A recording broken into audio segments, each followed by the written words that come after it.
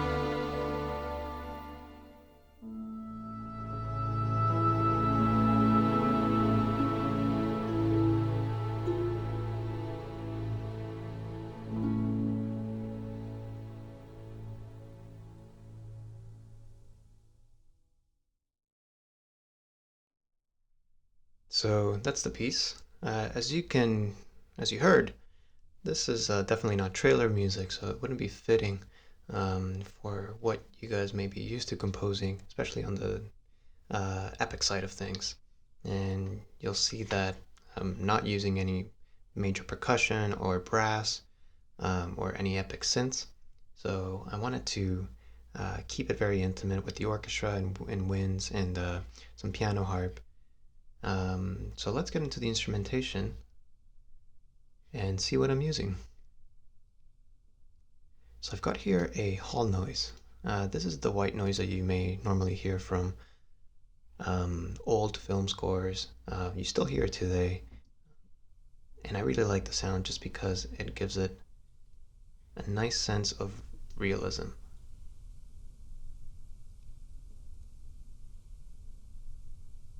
So I always put that in my orchestral mockups just to make it seem that, I've recorded it live and it makes it a bit more convincing. So I've got my piano patches straight up from Logic, a piano sketch one that I use for just playing with some ideas.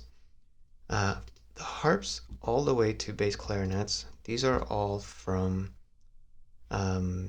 East West Symphonic Orchestra, except for this YAML instrument. This is from Quantum Leap Raw. It's a library of exotic and um, world instruments that sound really, really cool. This one, for example, sounds pretty interesting, and I use it just for some various effects. Let me find a spot here.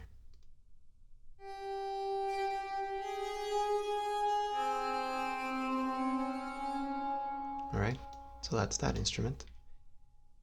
Harp again from East West Symphonic Orchestra, some percussion, a boy solo vocal track from symphonic choirs.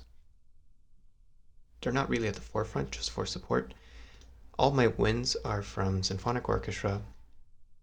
Of course, there are a ton of really amazing wind libraries out there, but I've been using these for a while, and I'm quite happy with the results that I can get from them.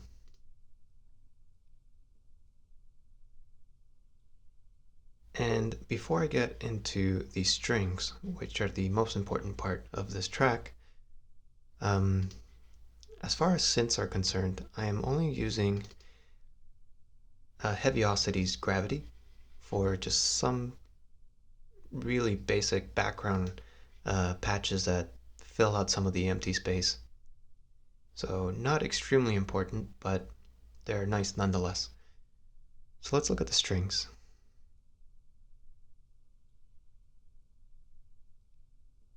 We'll start from the beginning again and play this section here.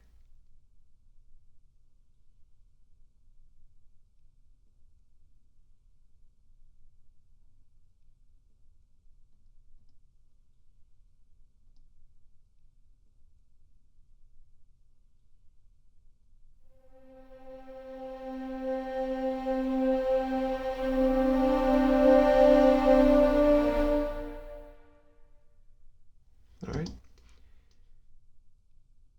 So right here I've got violins flautando and violins harmonics. Flautando means flute-like or breath-like, and the harmonics are playing, feeding off of the harmonic natural overtone series. So this is what they sound like. Let me open up Hollywood strings. I'm using Hollywood strings for all of my strings, and I've been using them for a while and I really, really like them.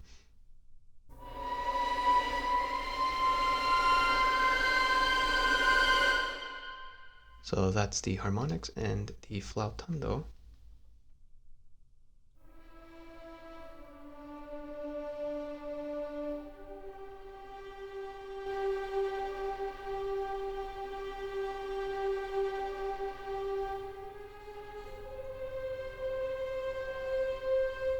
So you're going to notice that for all of my string patches in Hollywood strings, I am using close mics to give them proximity and closeness. And they're panned really well. And I'm using consordino, which means all of the strings are using the mutes, and it's basically what it sounds like. Very muted, very silky, very smooth, especially for this context. In this context, I think it sounds really appropriate.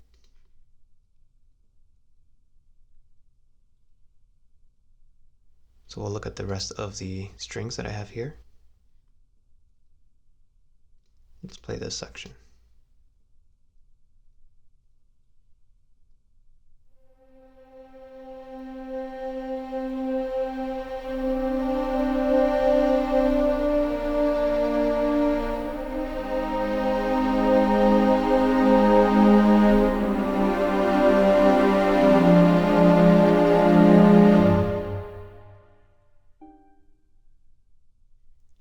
Alright, the first and second violins are going to come in a bit later. Let's hear what they sound like in my patches. So again, I've got them on close mics and with the mutes. Let's see what they sound like without.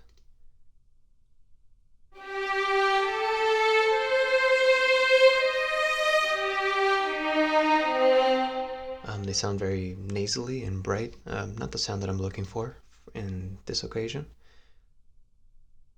So I've got them now with the mutes.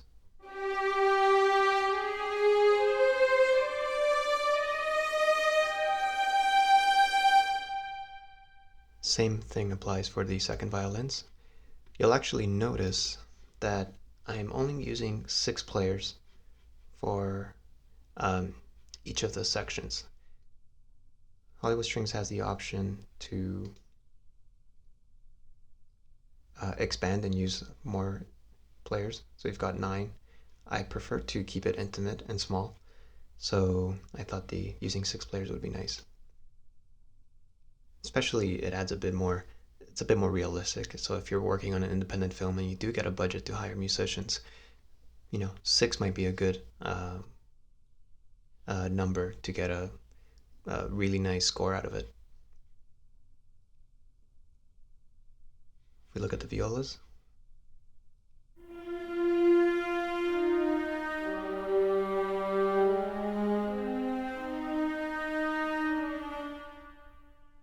and I'm not sure if you can tell the difference from how they sound with and without the mutes.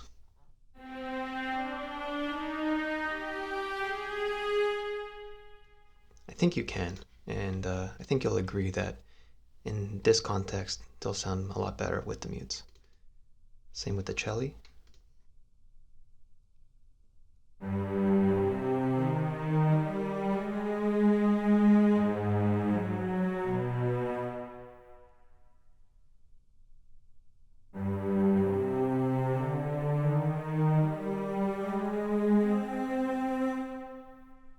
Sounds a bit more legato as well.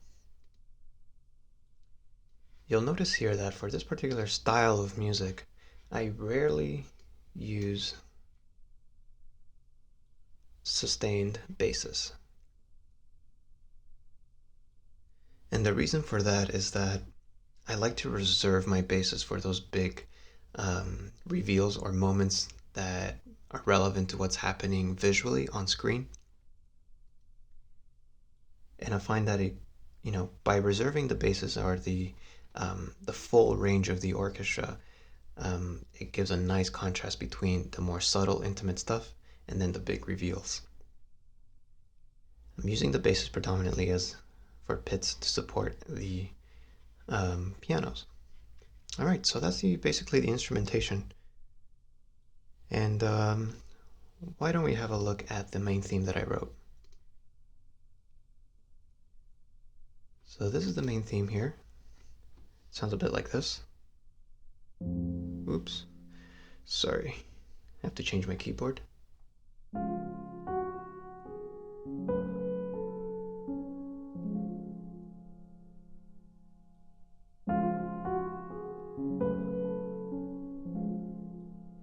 So I have placed the theme in a number of spots. And I've made a list of where you hear this main theme and which instruments. And the reason why I like to keep my themes relatively short, definitely under 10 or 8 notes, it's because it allows me a lot more flexibility to include it in very relevant sections of a scene or film. So what I'm trying to do is place the theme with different instruments and different key signatures so that it gets embedded into your brain and it's easier to recall as the film or the plot progresses. And it usually goes hand in hand with character development. So you'll notice in the beginning I've got the theme going on in the D flat, going to the F sharp minor and back to the D flat. At the end of the piece, which is on a relatively more positive tone, I've gone to F. It's a slight variation.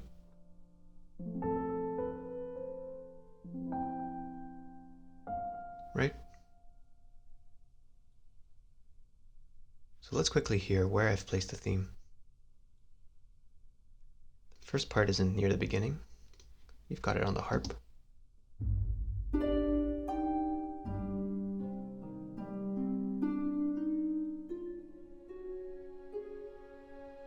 And then we've got it on the piano.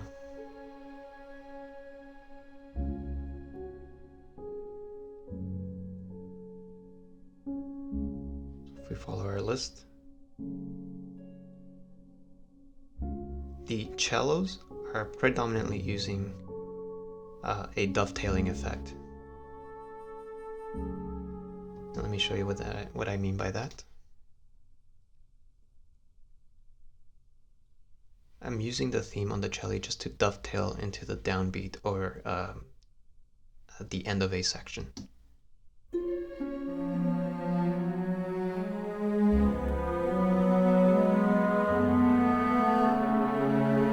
So as you heard it there, and then it'll transition to a doubling of the violas and clarinets.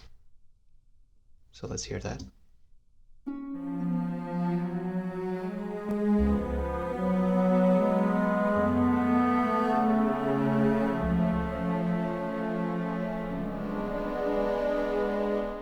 The clarinets and violas I find sound really, really nice in the same register.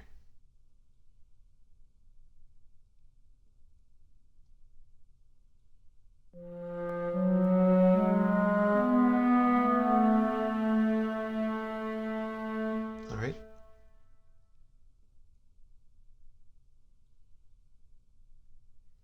Then we get the cello again, dovetailing or finishing off the section.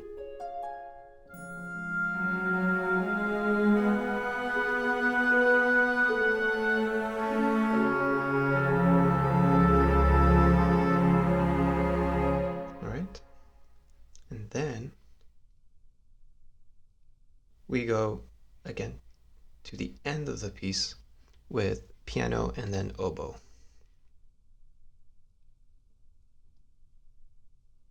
All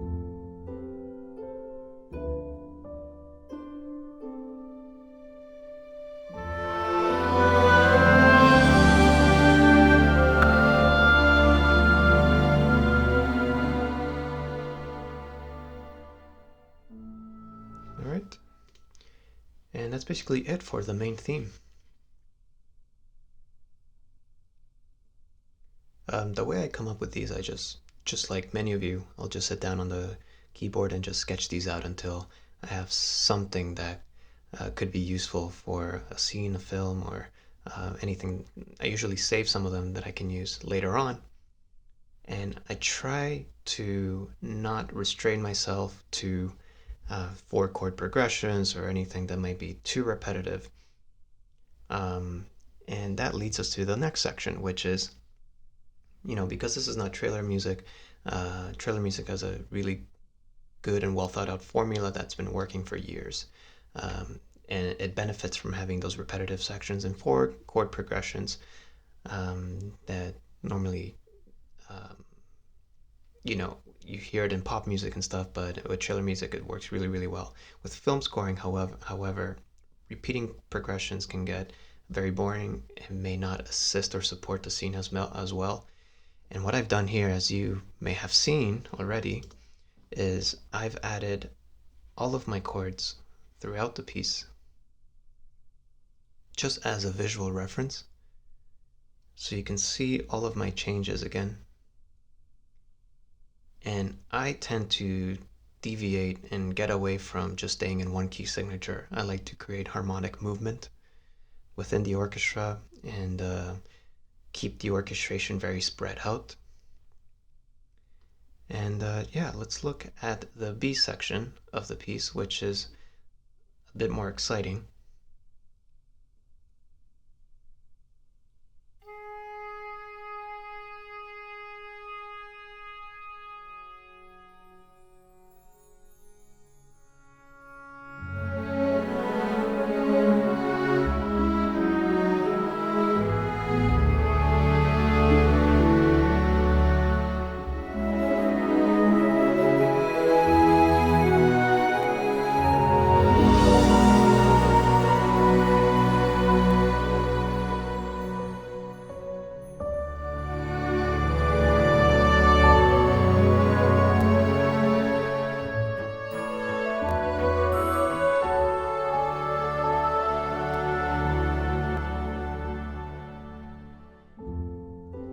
Then we go back to the main theme.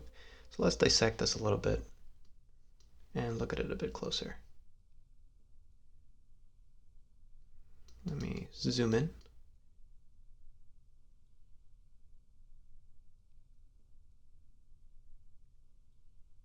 All right.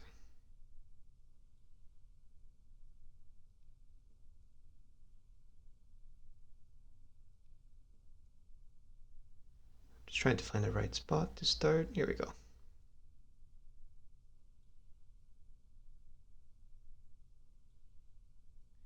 So I'm ending off the first section from the D on the D flat, and I've got my YAML.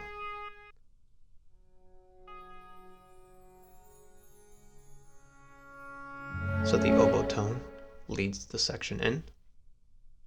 And now let's try that on the piano. So we've got here F sharp minor.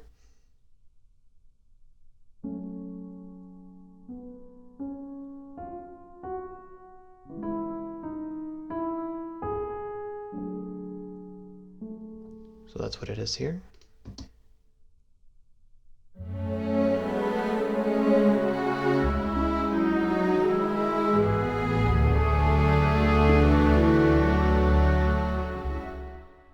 And then I move up the key, or transpose that same little passage and add a few more instruments to just change it up a little bit, give it a bit more depth.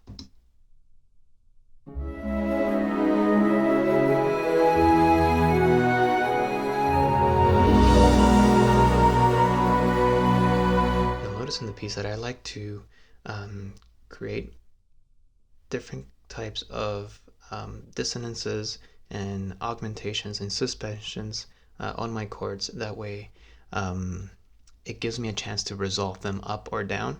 And what I mean by that is, if we play that B minor chord over here at 53, we've got the, right, that B flat there that I have wants to resolve up to the B. So if we hear that with the orchestra,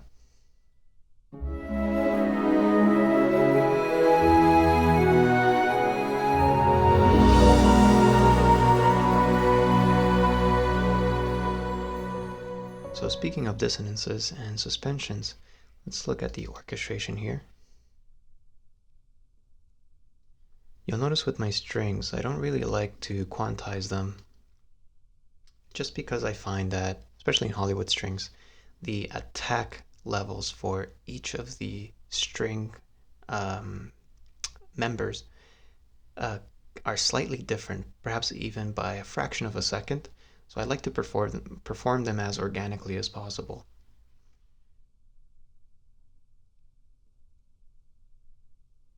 So here we've got, I think, the first and second violins take doubling, straight up doubling.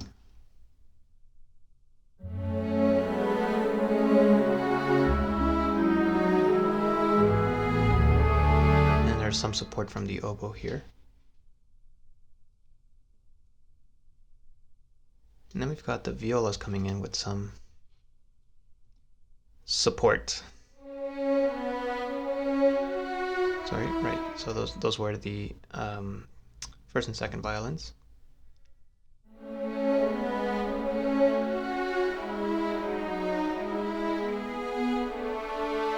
So by themselves, they don't really sound very smooth, or they don't really transition that well, but in the cluster of the entire orchestra playing, that kind of gets washed out, and it still gives it a nice, it sounds like a smooth performance to me. One of the main things that I like about this section is the dissonance that the cello provides in order to create some contrapuntal or harmonic movement. So the cello here is just doing something totally different.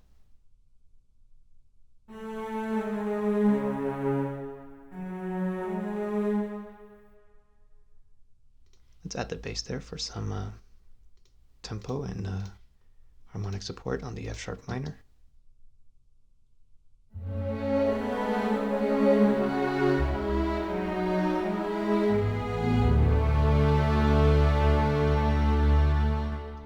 Then we're going to go into the C sharp minor section.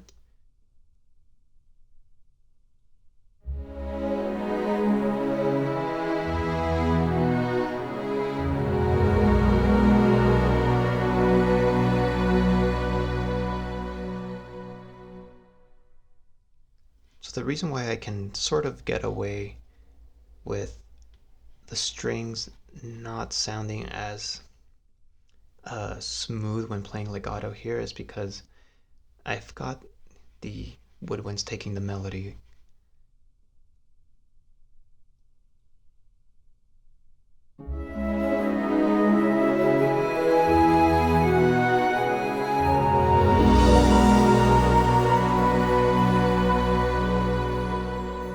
So, after I do these kinds of pieces, I'll spend some more time working with the reverb and the uh, changing the performances a little bit just to make it more real, and then I'll work with the EQs and limiters and in the mixing stages.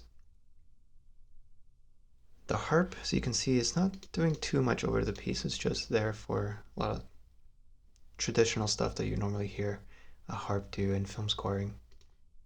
Mostly chord outlines and arpeggios.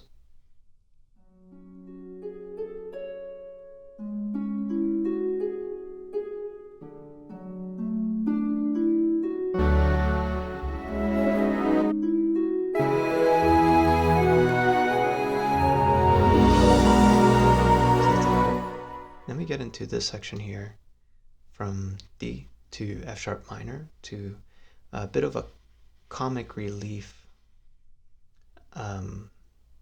section here that we'll get into in a bit.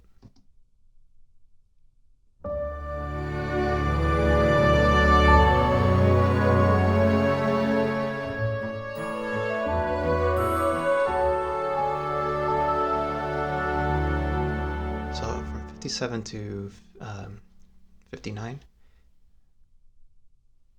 is my comic relief section, and this is the only time actually that I'm using my staccato patches.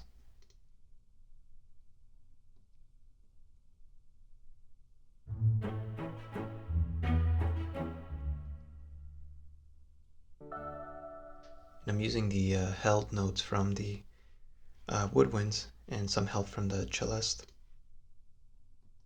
and my choir.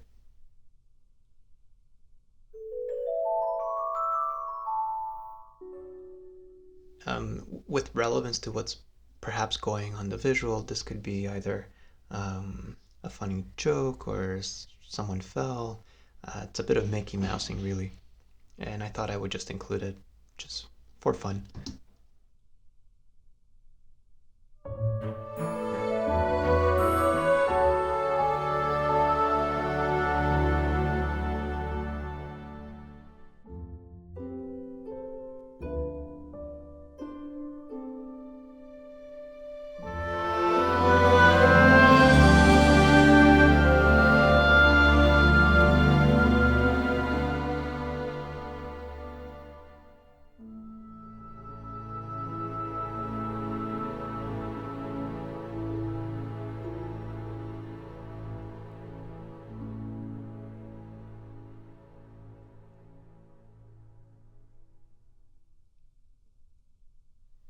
Alright, so I think that's about it. I hope that you guys found some useful information and tips about orchestration or composition that may be helpful for your next film project. And if you have any suggestions or feedback or recommendations of some things that you guys would like to learn that I may be able to help with in a future tutorial, please let us know in the comments or join our Evenant community on Facebook or send us an email. And would love to hear your thoughts. And yeah, if you're new to composing music and this perhaps is a bit too advanced, don't forget that Evenant offers some pretty amazing online courses with music production and composition, how to create cinematic music and trailer music. So don't forget to check out the Evenant website if you would like to learn more. We'll have some links in the description. And yeah, I look forward to doing more tutorials for you guys. And that's about it. Have a great weekend, and I'll see you next time.